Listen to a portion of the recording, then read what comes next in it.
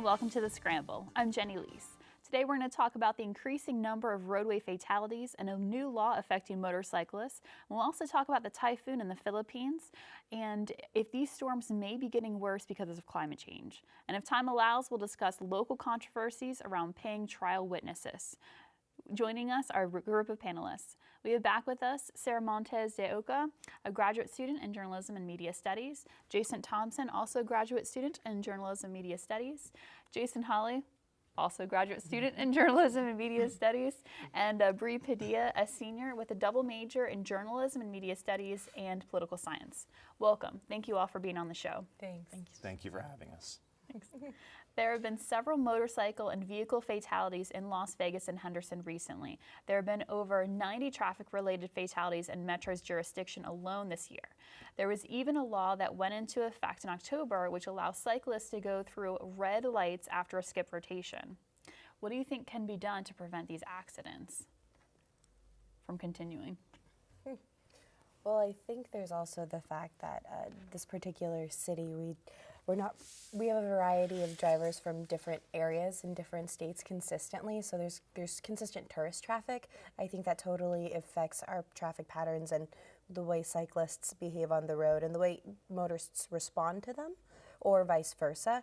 I also, I kind of question whether or not having a law that allows for you to kind of get between the regular law for cars, I question whether or not that's actually going to help, because I feel like inevitably there's going to be a right-of-way incident where somebody potentially causes another fatality.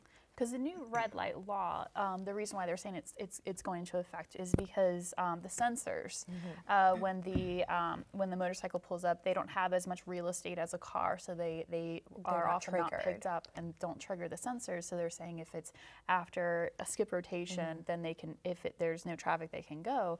But with the amount of motorcycle fatalities and other accidents, do you think this law may cause more motorcycle accidents?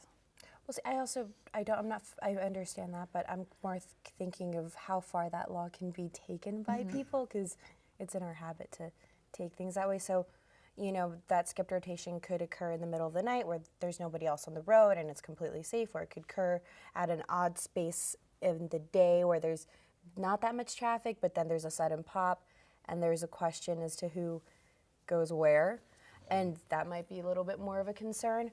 But I also don't know. I'm not a cyclist. I am a driver and not the best at that. So I think because it's such a touristy city that there are typically cars on the road, whether it be 8 a.m. or 3 a.m. or whatever time it will be. I honestly believe that this new law will just increase motorcyclist accidents and almost give them an excuse to run those red lights and say, well, you know, I had the right of way, or I didn't see that car coming along. So as it is, I think I've seen the most accidents in Vegas since I've moved here about 3 months ago. So I think it'll be a definite increase in these. So, from your experience living in San Diego, so what do you think of Las Vegas drivers? I thought California drivers were bad until I moved here. I have never seen more cars run red lights than I have since I've moved here. I constantly see accidents, and they're pretty bad wrecks, and I really didn't expect it when coming here. But again, I think it could also be due to people coming in and driving from other states and not being aware, not really knowing the streets of Las Vegas. Even caring, you know. I think I used to live a little bit more south, and it was a common thing to see an out-of-state plate and someone on their phone and with their cup of coffee in their hand and not really paying attention to the road like they should be. And it's kind of frustrating. But then again, they're not at home, so maybe they care less. Is it because of the people? I mean, other towns have a lot of tourists, and they don't have the problems that we do here, the severe accidents. Could we have more overpasses, more underpasses? You know, we have 55, 60 mile an hour speed zones right next to pedestrians. You know, drunk pedestrians, even with no guardrail. I mean, it seems to me that, of course, things are going to happen if you set it up in this way. I mean, we have the spaces of Las Vegas are like miles apart. I mean, it's very. If you ever try to walk or ride bike, which I did today, it's very unfriendly for pedestrians. There's no bike lanes. There's no, other cities might be shaped like San Diego, Portland. And even with a lot of construction recently near the 215, where they have lanes closed, and really you don't even see, there are no signs that tell you the lanes are closed until you're near them and they're closing up. So you have to quickly change lanes, and by then all the ongoing traffic is in the way, so you're more prone to cause an accident. And go ahead. Do you have a second? I'd say this is another brilliant move by Nevada Department of Transportation. It really kind of shows the lack of research that's being done to mitigate these issues, such that the sensors actually that are installed in these systems we call roads, essentially at stoplights, are made to magnetically they're magnetically triggered by the metal on the bottom of your car. And motorcycles, of course, don't trigger them because they don't amass the same amount of space, as you were saying. There's a way to fix this. And the DMV could actually impose some sort of fee and requirement for motorcycles and other two-wheeled vehicles to have these things installed. Of course, these things could be installed by the DMV, or they could outsource it and they could have contractors do it. And this would, of course, mean additional revenue, as opposed to imposing a law that's going to allow people to run red lights and cause more accidents potentially. So, Are these motorcycle fatalities happening at crosslights or at the stoplights, or are these fatalities happening in other areas? Well, I think usually when I hear the fatalities, it's kind of like all over the place, and some of them are actually alcohol related too. I've actually, since I've moved I think here, motorcycle drivers are pretty good drivers. I think we're just They have to hitting be. the point that Nevada's transportation is a hot mess. yeah. It's really. And also, do you think there should be more requirements to obtain a motorcycle license? You know, should there be continued classes or continued courses? there are already way too many restrictions on obtaining a motorcycle license. Perhaps at the least you could say there is enough. Any additional restrictions or bureaucracy would be absolutely unnecessary and just add to the just ever-increasing ridiculousness and absurdity of the DMV as an institution. So no, there need not be any additions in that regard. I love the DMV. I mean, There's a South Park I'll episode speak you for should everybody watch. in regards to how much we love the DMV, but look, the DMV could actually make this a revenue-producing thing. They could require the institution and installment of an additional device, which is absolutely possible, that would trigger stoplights, essentially on the bottom of motorcycles. Not only that, I think really the only thing that would help would be to require defensive driving courses for both motorists and motorcyclists. And there's slews of those. You just go online, you know. So I tend to agree as well. All right, and that's perfect time. We're gonna go to break, and we'll be right back after this. Wow, these are really good. You act surprised.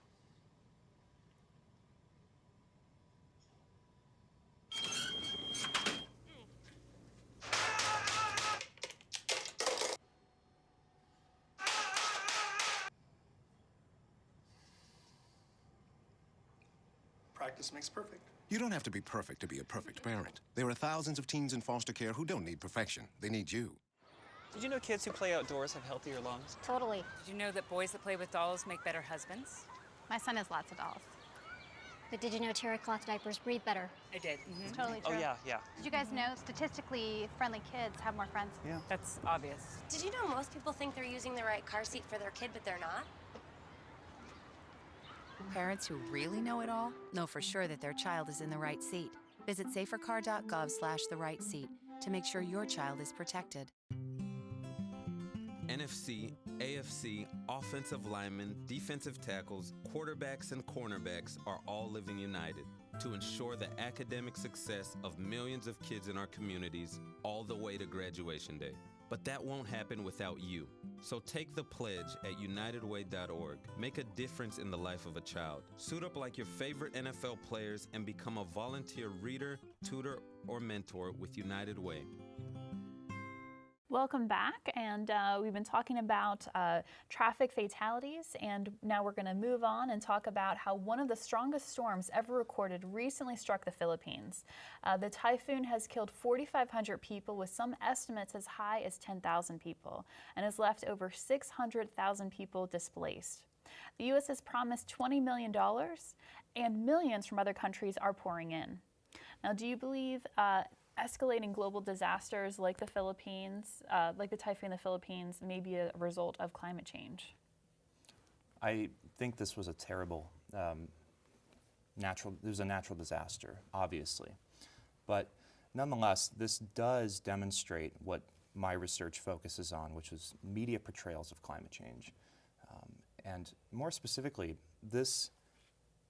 it basically draws the picture that climate change is something that happens elsewhere other than here, essentially. I mean, I know that we had Katrina, we had other events that have happened in the US, but more often than not, our attention is diverted. And specifically, I'm referring to, you could say, perhaps the water situation in southern Nevada. You know, there is kind of a dwindling resource that we have that we're so dependent on, which is Lake Mead in the Colorado. Yet we never think about that here in southern Nevada.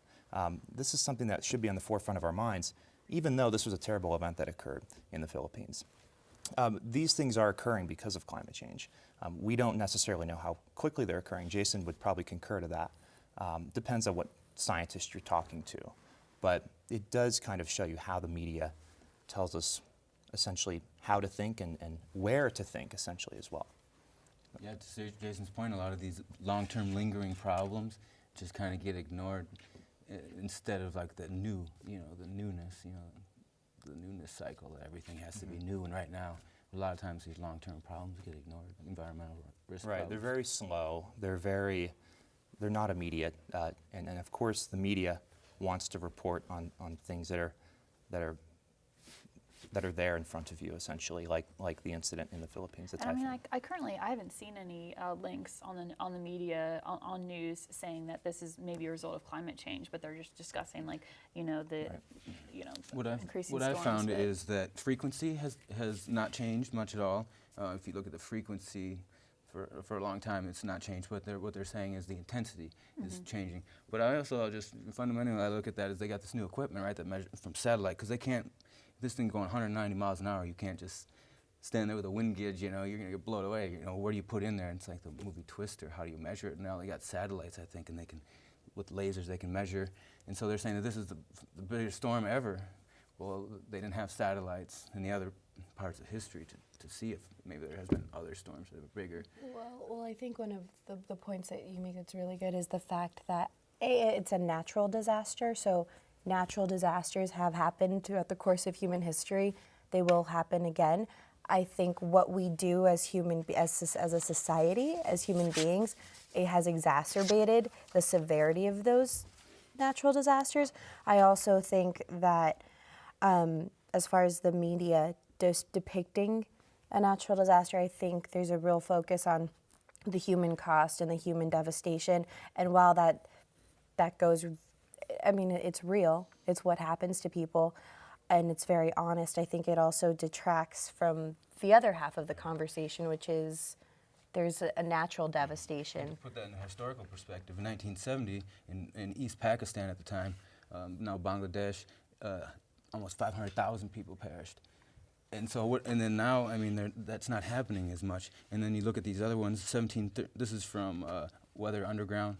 1737, 300,000 people. 1881, 300,000 people. 1839, 300,000 people. 1584, 200,000 people. 1876. So these are like. I'll have to cut you off now, but I'll let you finish up your thought when we come back after the break. Ever wonder what makes us, the Smurfs, so happy? The forest, of course. This is where we, along with the beautiful forest creatures, make our home with beautiful plant life, clean water, and endless adventures. It's a place to celebrate. So discover the forest with your family today. Visit discovertheforest.org to find a forest near you.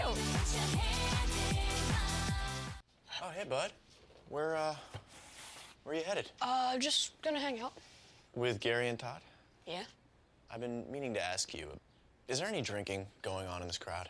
No. If any of your buddies ever pressure you to take a drink, just tell them you promised your dad you wouldn't. I'd do anything to keep you safe. Okay, I will. I hope this is working. I promise. Love you too, Dad. They really do hear you. For tips on what to say, visit underagedrinking.samhsa.gov. We have a job to do out here today. To be a winning team, you have to work like a winning team. My team depends on me. And my team is 50,000 strong. Looks like a lot of work's going into this. This is what it feels like to be part of a team. A winning team. The Action Team. Get in on the action at actionteam.org. Are you in? All right, and we're coming back talking about the typhoon in the Philippines. And before the break, Jason, I cut you off. Oh, that's it. Yeah, so basically what I'm saying is back then there was a lot of devastation. So this isn't something new, but right here, this is from New York Times, and they're saying Bangladesh, they had massive, casualties from hurricanes, or actually call them typhoons, depending on where they're located globally, whatever. So they built these structures. I don't know if you can see it on camera, but it's basically a big cement structure that's levitated, and if you get the warning out, if you get people in these things, I think prevention is more important than developing models, because we don't know which way it might go. Why not just put all of our money into preparing for the worst? I think that it truly is a result of climate change, and I think that a lot of, depending on where you are geographically, especially in the U.S., people are more self-conscious about it, and it's what regulations we set forth for us to actually, what are we going to do about it? Obviously, they're natural disasters. It's nothing we can necessarily completely prevent.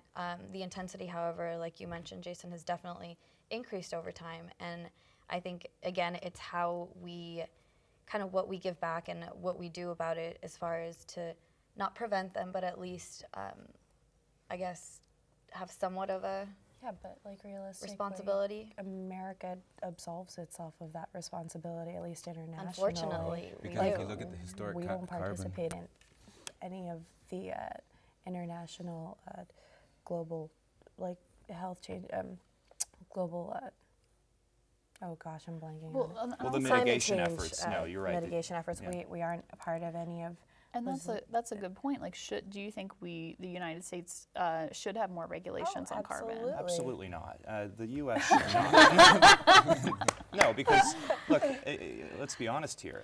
Any country, any westernized and let's say developed country, essentially Western-like country, this path of modernity, which westernization is such that it will contribute to anthropogenic causes of climate change. There's nothing that you can do to reverse this trend. But you can mitigate it, and you can respond Mitigation to it, and you can be have to realistic about how you do so.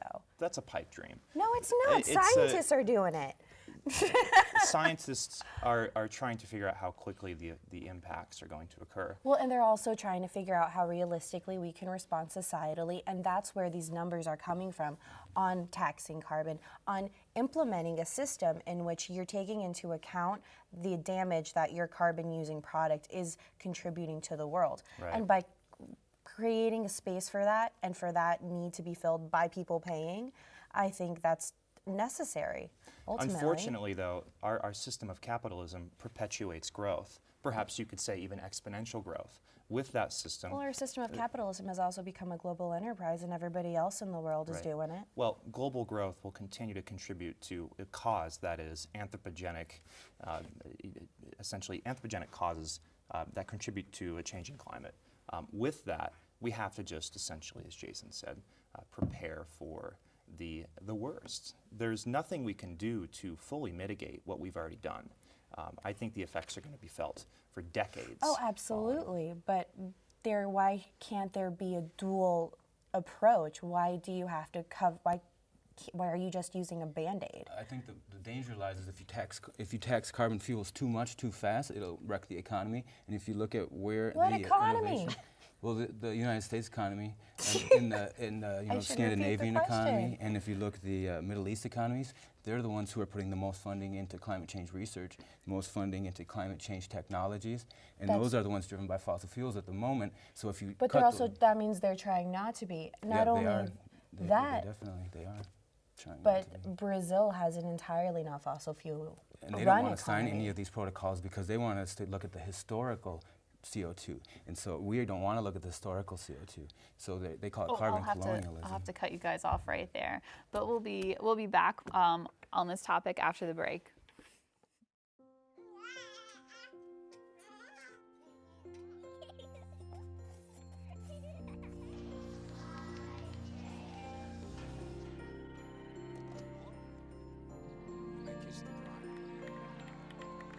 A full life, measured in seats, starts with the right ones early on.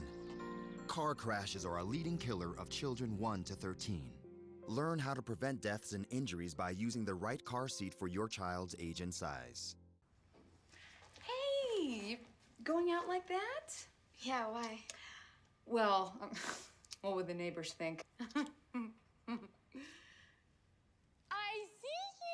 Come look at Mr. Feather! Look what I have. Mr. Bird, remember? Bark, bark, bark! We're just playing! We're just playing on trying to get you out of here! Even still. You don't have to be perfect to be a perfect parent. There are thousands of teens in foster care who don't need perfection. They need you. If you drive buzzed, it could cost you around $10,000. You'll face major legal fees, major fines, and steep insurance penalties. You could lose everything. Nothing kills a buzz like getting pulled over for buzz driving, because buzz driving is drunk driving.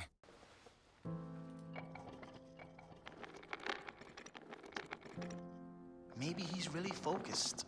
Hey, Michael. Michael. Maybe he likes spinning the wheels. Maybe he just loves trucks.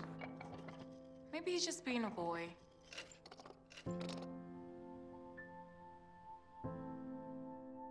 Preoccupation with objects is one early sign of autism. Learn the others today. The sooner it's diagnosed, the better. Welcome back. We're talking about climate change and the typhoon in the Philippines. And before the break, I was cutting Jason off, and Bree and Jason have continued to fight over the break on this issue. We're just discussing. It's friendly debate. It's fine. So, Jason, I'll let you finish where I was cutting you off. Oh, I was just saying the danger is if we tax these fossil fuels, which I hate. You know, I'm an alternative energy guy. I want to pump in fuel from, I want to pump in water from California. You know, as the water trickles down that we give to them, it'll pump it back up. We'll bring it here to Las Vegas. We'll turn it into liquid fuels from the sun, and we'll have a liquid fuel decentralized energy system. That's what I would like to do, you know. And then we'll take the carbon out of the oceans, which is absorbing all the carbon every day. Every day, huge stadium-sized amounts of carbon go into the oceans every day, and we're making it acidic. So if we take up all this water, take all the plastics that's in the water too, filter that water, that ocean water, which now is just a soup of toxic waste in a lot of areas, in a lot of bays, filter that water, make fuels from that water, we can actually make it so carbon will be too low in the atmospheres and too low in the oceans in what, 20, 30 years, 50 years, 100 years possibly. So we'll be able to regulate how our atmospheres. There is some credence to that, but decentralization is perhaps another, that's unlikely to happen ever. Distributed generation will happen if the utility companies go along with it. I mean, if we can get them to go along with Southern Nevada alone is, we receive our power from one company only. It's a monopoly, but it's a regulated monopoly of NV Energy, of course. And Jason, I appreciate that point, but let's get back to the Philippines. All right. And I wanted to get back to the original point. Yeah, let's get back to the Philippines, and let's talk about U.S. aid. The U.S. has sent over $20 million.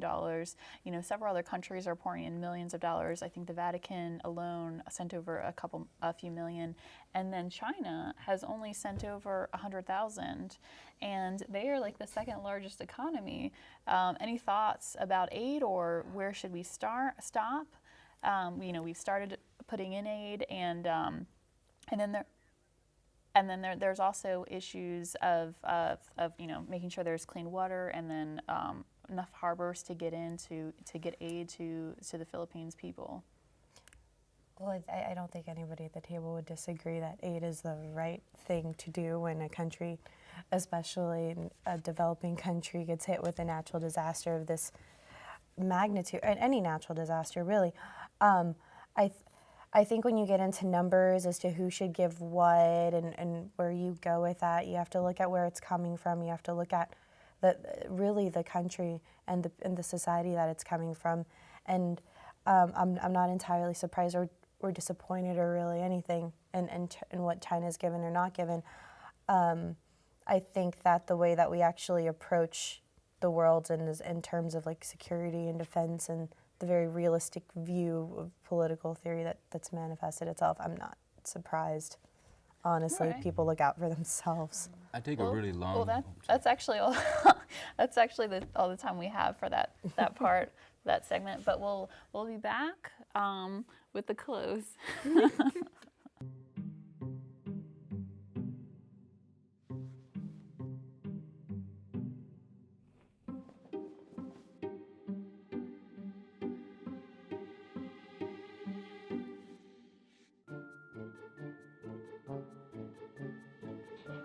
The smallest moments can have the biggest impact on a child's life.